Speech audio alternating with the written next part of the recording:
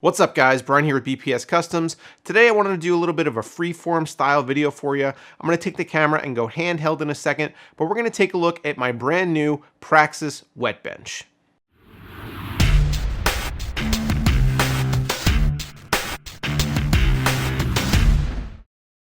Now obviously the Wetbench is a product that was released a couple months ago. I'm clearly not the first person to have one or take a look at one, but it's new to me.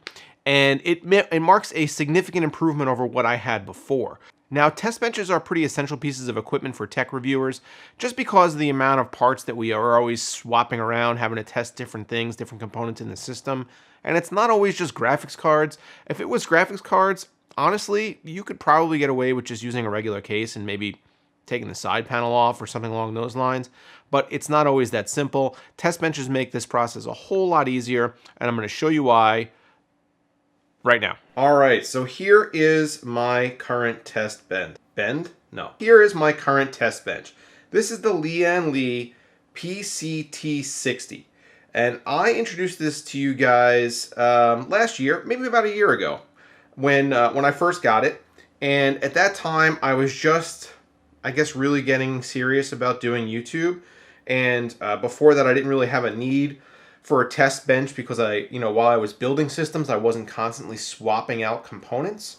But this is my test bench that I've been using for a while now, and it's been certainly sufficient for me. You can see that I added on this the front radiator support because I did have Corsair all-in-one mounted on here.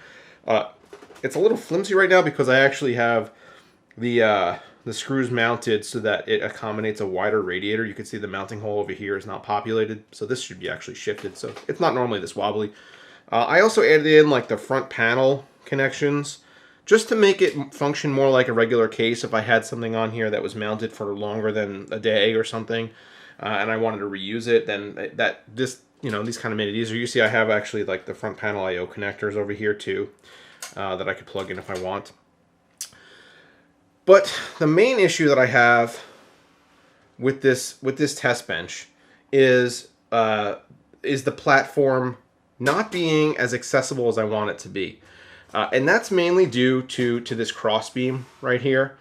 The crossbeam often got in the way of me accessing components, especially if I have a motherboard installed and the graphics card is like here, like this, and then I need to like access like the little lever to release the graphics card, or if I want to pull it out and it's like maybe an extra long unit or something along those lines. This actually often got in the way, and I got to the point where I just removed this bar entirely, and I was left with two, like this metal piece here and this metal piece here would just stick straight up, and that it looked goofy, and it also got in the way as well. So there wasn't a whole lot of room, although this is entirely functional. It's an entirely functional platform.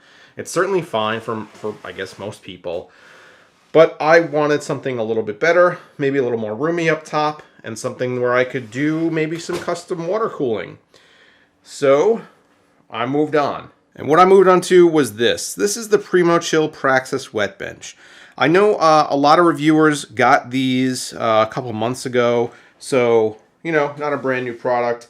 But I wanted to show you guys how it looks in the black and white color scheme.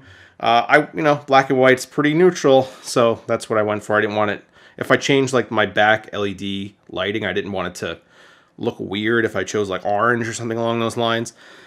And also, this allows me to do this.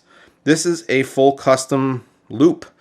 This is an Alpha Cool pump and res combo.